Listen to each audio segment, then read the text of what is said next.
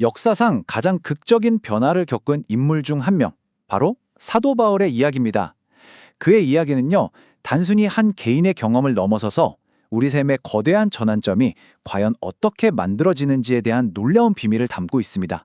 우리가 흔히 한 사람의 인생이 180도 바뀌는 순간을 생각하면 뭔가 번개를 맞는 듯한 그런 극적인 장면을 떠올리곤 하죠.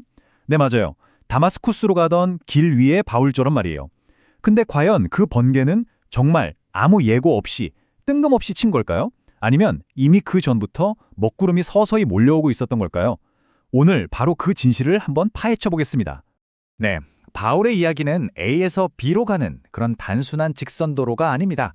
오히려 이 복잡한 미로처럼 한 인간의 내면이 아주 오랜 시간 동안 준비되고 마침내 어떤 결정적인 순간을 통과해서 완전히 새로운 삶으로 통합되는 아주 심오한 과정 그 자체라고 할 수 있죠.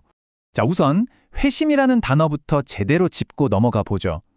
이게 그냥 생각을 좀 바꿨다? 이 정도 수준이 아닙니다. 내 삶의 방향, 내가 충성하던 대상, 내 가치관, 이 모든 게 송두리째 재평가되는 그야말로 인생의 리부팅인 거죠. 그리고 여기서 제일 중요한 포인트가 바로 이거예요. 이 변화는 갑작스러울 수도 있지만 점진적일 수도 있다는 것. 바로 이 부분이 바울 이야기의 핵심 열쇠가 됩니다. 그렇다면 이런 인생의 거대한 전환, 즉 회심이라는 개념은 대체 어디서부터 시작된 걸까요? 흔히 기독교의 전유물이라고 생각하기 쉽지만 놀랍게도 그 뿌리는 훨씬 더 깊고 오래된 곳으로 거슬러 올라갑니다. 네, 맞습니다. 바울이 등장하기 훨씬 이전부터 특히 유대교 전통 안에서는요, 신에게로 돌아가거나 삶의 방식을 완전히 바꾸는 게 전혀 낯선 개념이 아니었어요. 그러니까 바울의 변화는 완전 진공 상태에서 뿅 하고 일어난 게 아니라 이미 존재하던 문화적 토양 위에서 피어난 사건이었다 이 말이죠. 한번 보세요. 그 역사는 저 멀리 아브라함까지 거슬러 올라갑니다. 그는 익숙한 고향과 문화를 싹 다 버리고 완전히 새로운 길을 택했죠. 어떻게 보면 그가 바로 최초의 회심자인 셈입니다. 그뿐만이 아니에요. 이스라엘의 역사 내내 이방인들이 공동체의 일원이 될 수 있는 길이 항상 열려 있었습니다. 바로 이런 거대한 역사적인 배경 속에서 바울의 이야기가 시작되는 겁니다. 자, 이제 오늘의 주인공 사울을 만나보겠습니다. 우리가 아는 그 변화가 일어나기 전 그의 내면에서는 이미 아주 격렬한 전쟁이 벌어지고 있었습니다. 이 사울이라는 인물은 한마디로 정의하기가 참 힘든 모순 덩어리였습니다. 한쪽에는 존경받는 스승 아래서 율법으로는 흠잡을 데가 없다고 자부하던 완벽주의자, 엘리트 바리새인의 모습이 있죠. 하지만 다른 한쪽에는 자신의 신념을 지킨다는 명분으로 평소 경멸하던 경쟁자들과 손을 잡고 폭력을 휘두르는 타협으로 얼룩진 모습이 있습니다.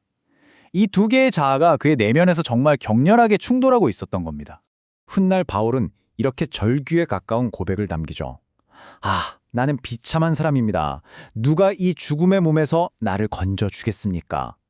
이건 그냥 악당의 말이 아니잖아요. 스스로가 만든 모순이라는 감옥에 갇혀서 고통스러워하는 한 인간의 진짜 외침인 거죠.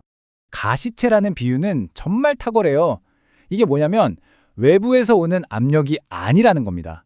바로 사울 자기 자신의 양심과 의심이 그를 계속 찌르고 있었다는 뜻이에요. 그는 스스로를 속이려고 하면 할수록 더 큰 고통을 느꼈던 거죠. 자, 이제 모든 것을 바꿔버린 바로 그 결정적인 순간으로 넘어가 보겠습니다. 그의 내면의 전쟁이 마침내 폭발하는 지점입니다. 분노와 살기를 가득 품고 다마스커스로 향하던 사울. 그의 내면은 이미 끊어지기 직전에 팽팽한 활시위 같았습니다. 바로 그 순간 그의 내면뿐만 아니라 그가 딛고 선 땅과 하늘, 그의 온 세상이 뒤흔들리는 사건이 터지고 맙니다. 이 결정적인 만남은 세 번의 충격으로 이루어집니다. 첫째, 모든 걸 삼켜버릴 듯한 압도적인 빛. 둘째, 그의 가장 깊은 곳을 꿰뚫는 목소리. 사울아, 사울아. 그리고 마지막으로 그 목소리의 주인이 바로 자신이 죽이려고 했던 예수라는 것을 깨닫게 되는 충격적인 대화. 이 세 번의 충격으로 사울의 낡은 세계는 그야말로 산산조각이 나버렸습니다. 자, 이제 바울의 이야기에서 한 걸음 물러나서 더 큰 그림을 한번 보겠습니다. 이 놀라운 경험은 단순히 한 사람의 특별한 기적이 아니고요. 어쩌면 우리 모두의 삶에서 일어나는 변화에 적용될 수 있는 보편적인 패턴을 보여주고 있습니다. 그렇습니다. 이 이야기는 단지 기적에 대한 기록이 아니라 한 인간이 근본적으로 변화하는 그 과정에 대한 일종의 청사진과도 같은 거죠. 이 세 가지 단계, 바로 서막, 만남, 그리고 확증이 그 핵심입니다. 이제 각 단계가 대체 뭘 의미하는지 자세히 한번 살펴보겠습니다.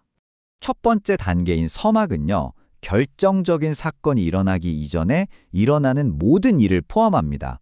사울의 경우엔 이게 그의 내면적 갈등, 스데반의 죽음, 가말리엘의 가르침과 자기 행동 사이의 불일치 같은 것들이었죠. 말하자면 변화의 씨앗이 심어지고 자라는 일종의 잠복기 같은 겁니다. 그리고 두 번째 단계, 만남이 바로 그 폭발의 순간입니다. 오랫동안 끓어오르던 내면의 갈등 위로 빛과 목소리라는 결정적인 촉매제가 쏟아부어지는 지점이죠. 더 이상 돌이킬 수 없는 선택을 해야만 하는, 과거의 방식으로는 살아갈 수 없게 되는 바로 그 분기점입니다. 마지막 단계인 확증은 우리가 종종 간과하지만 정말 중요합니다. 사울은 눈이 먼 채로 다마스쿠스에 들어가서 아나니아를 만나고 기독교 공동체의 보살핌을 받으면서 그의 새로운 정체성을 확인받았거든요. 변화는 혼자서 완성되는 게 아니라 공동체 안에서 뿌리 내리고 자라나는 겁니다. 이 3단계 과정의 최종 결과는 바로 이 한 문장으로 압축됩니다. 그는 완전히 새로운 존재로 들어섰고 그의 과거는 지워졌다.